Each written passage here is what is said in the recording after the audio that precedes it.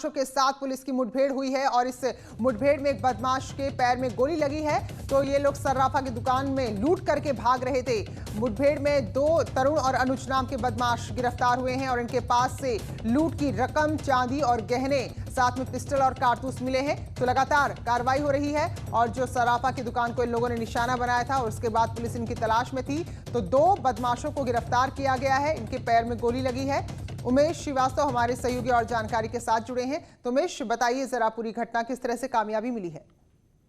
देखिए प्रीति, जागृति विहार के सेक्टर 2 में लूट के बाद सर्राफ अमन जैन की हत्या का पुलिस ने पर्दाफाश कर दिया है। जागृति विहार वेस्ट स्टेशन के मुठभेड़ के बाद बदमाश तरुण ठाकुर और अनुज शर्मा और बंटी को गिरफ्तार कर लिया गया है। उनके कब्जे से लूटी गई रकम और चांदी की ज्वेलरी भी बरामद की गई है, जबकि उनके 3 साथी मौके से भाग निकले हैं।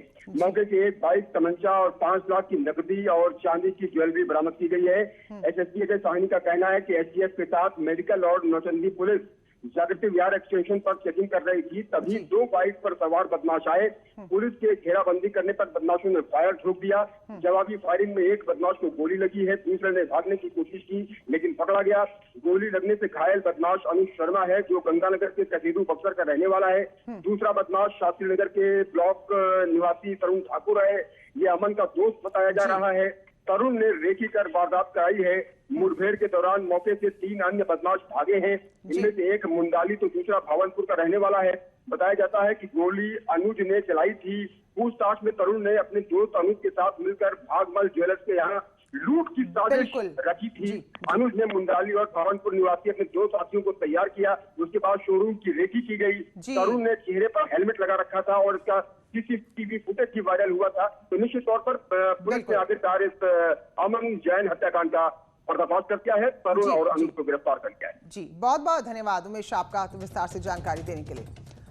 और अब आपको दिखाते हैं आग की तस्वीरें। भीषण आग लगी महोबा में एक मोटरसाइकिल के शोरूम में और देखते ही देखते 150 बाइक जलकर खाक हो गई। तो समय पर दमकल की गाड़ियां नहीं पहुंचने का आरोप यहां पर लगाया गया। दुकान शोरूम मालिक का यही कहना है कि समय रहते जानकारी दे दी गई थी, लेकिन दमकल की गाड़ियां देरी से पहुंची, जिससे करोड़ों का नुकसान हुआ है। तो कुलपहाड़ कोतवाली क्षेत्र के जैतपुर कस्बे की तस्वीर आप देख रहे हैं, जहां मोटरसाइकिल के शोरूम में आग लग गई और लगभग 150 बाइक इस आग की चपेट में आती चली गई, जिससे करोड़ों का नुकसान हुआ है। तो बताया गया कि शोरूम में बाइक लगी हुई थी और इस दौरान शॉर्ट सर्किट हुआ और देखते ही देखते एक बहुत बड़ा नुकसान हो गया। मनोज हमारे सहयोगी बताएंगे। तो मनोज, क्या इतना वक्त लग गया कि 150 बाइक जल गई, तब तक कोई टीम वहां पर नहीं पहुंची? जी प्रीति, मैं बता दूं आपको कि सबसे बड़ी बात यह है कि जो महोबा मुख्यालय है वहां से लेकर और जैतपुर तक करीब 40 किलोमीटर का रन पड़ता है दमकल कर्मियों के लिए, मगर उनको समय पर सूचना दी गई थी। बावजूद इसके दमकल की गाड़ियां करीब 2 घंटे बाद भी मौके पर नहीं पहुंची। उनका एक ही रोना है कि हमारी गाड़ियां खराब थी, हम समय पर नहीं हम पहुंच पाए। इतने में जो एजेंसी मालिक है जय बजरंग मोटर्स, उनका करोड़ों रुपए का नुकसान हो गया, क्योंकि आग इतनी भीषण थी कि लगातार लोग प्रयास कर रहे थे। चौकी इंचार्ज सुनील तिवारी मौके पर पहुंचे, मगर जो आसपास के जो यंत्र है उनके द्वारा, जो ट्यूबवेल करेक्शन है उनके द्वारा आग बुझाने का प्रयास किया गया, मगर तब तक बहुत देर हो चुकी थी, जिससे करोड़ों रुपए का नुकसान जय बजरंग मोटर्स प्रोप्राइटर को हुआ है। जी बिल्कुल। तो ये लापरवाही दमकल विभाग की है। अगर वक्त पे पहुंचता तो शायद कुछ बाइक बच जाती। शुक्रिया आपका मनोज जानकारी के लिए। तो भीषण तस्वीरें देखिए, 150 बाइक अगर एक साथ आग के हवाले हो जाएं तो ऐसी ही तस्वीरें होती हैं और करोड़ों का नुकसान इस अग्निकांड में हुआ है। और खबर कानपुर से है, जहां बाइक में जा रही युवती को यहां पर छेड़ रहे थे कुछ लोग और इस दौरान युवक की पिटाई हो गई। तो मामूली रूप से बाइक टकराने के बाद नशे में धुते युवक जिन्होंने 20 सड़क पर पिटाई कर दी और उसका वीडियो अब सामने आया है। और ये पूरी जो घटना है वो बर्रा थाना क्षेत्र के जे ब्लॉक चौराहे की है। तो एक युवक और युवती बाइक से जा रहे थे, इस दौरान कुछ और लोग जो नशे में धुत थे वो भी बाइक से आ रहे थे, तभी बाइक हल्की सी टकरा गई और उसके बाद देखिए जरा किस तरह से बीच सड़क पर मारपीट की गई है।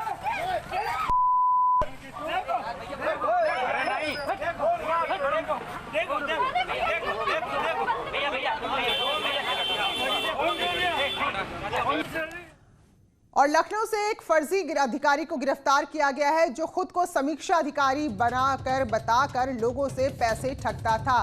तो प्रेम सागर इसका नाम है और लोगों को नौकरी देने का झांसा देता था और उसके बाद उनसे लाखों रुपए ठगता था। इसके पास से दस्तावेज मिले हैं जो पूरी तरह से नकली हैं। 50,000 से 5 लाख तक की ठगी अब तक कर चुका है और ये खुद को सचिवालय में तैनात समीक्षा अधिकारी बताता था और उसी का प्रभाव दिखाते हुए लोगों को नौकरी देने का झांसा देकर उनसे लाखों की रकम ऐंठ लेता था।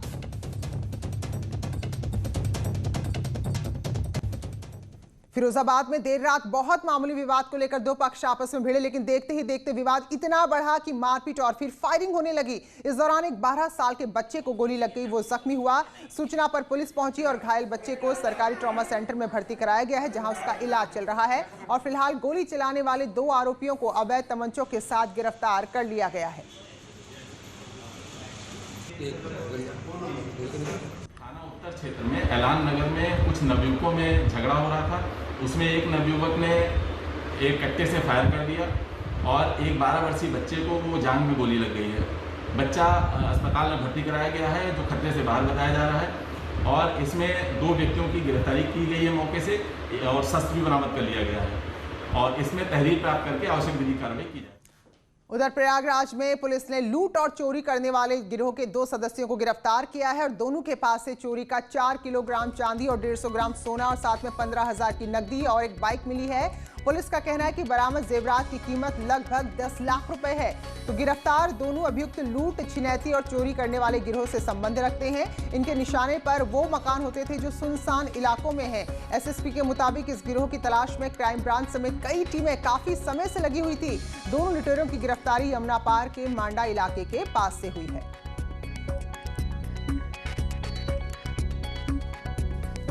चोरों के गिरोह को पकड़ा गया है।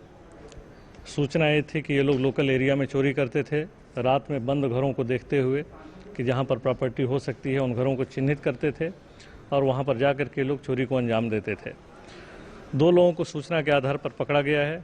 इनका कहना है कि 4 लोग और हैं जो इनके साथ हैं, इनकी टीम में हैं। उनकी तलाश जारी है, उनके ऊपर दबिश दी जा रही है। इनके पास से प्रॉपर्टी लगभग 10 लाख की प्रॉपर्टी जो सोने चांदी इसकी है, ये बरामद हुई है। कानपुर के पनकी में लव जिहाद का मामला सामने आया है। पीड़िता के घर से लापता होने की खबर है। परिजनों ने अपहरण का आरोप लगाया है। आरोपियों के रिश्तेदारों पर पीड़ित परिवार ने आरोप लगाए हैं। इसके मुताबिक कई दिनों से लगातार धमकी मिल रही थी और अब उनकी बेटी का अपहरण हो गया, उनकी बेटी गायब है। तो कानपुर से एक और लव जिहाद का मामला। हाँ, फोन नंबर साहब को दिया है, तहरीर में जो दिया फोन नंबर दिया हुआ है उसी तहरीर पे। पुलिस ने अभी तक क्या कार्रवाई करी इस पर? पुलिस ने कार्रवाई यही करी है कि पुलिस आए थे, बस यहाँ नोट करके ले गए हैं, फोटो वगैरह मंगाई है।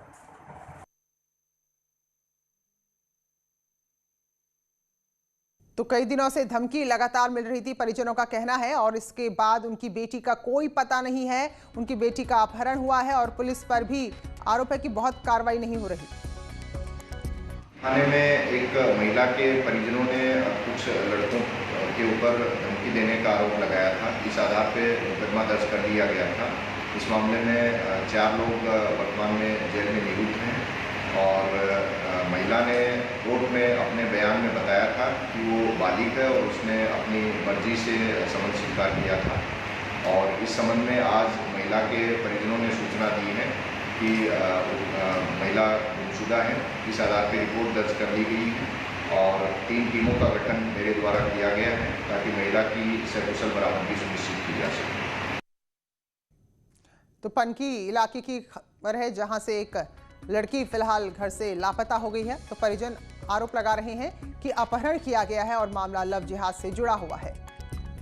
और ऐसी खबर मेरठ से भी है। अब्दुल्ला नाम का एक शख्स जो बहुत ज्यादा उम्र का था, 4 शादियां पहले ही कर चुका था, लेकिन उसके बाद अपने आप को नकली बाल लगाकर, युवा बताकर लोगों को फंसाता था। 17 साल की मासूम नाबालिग को अपने प्रेम जाल में फंसाया और उसके बाद उसका अपहरण भी किया और 13 दिन तक उसका शोषण करता रहा।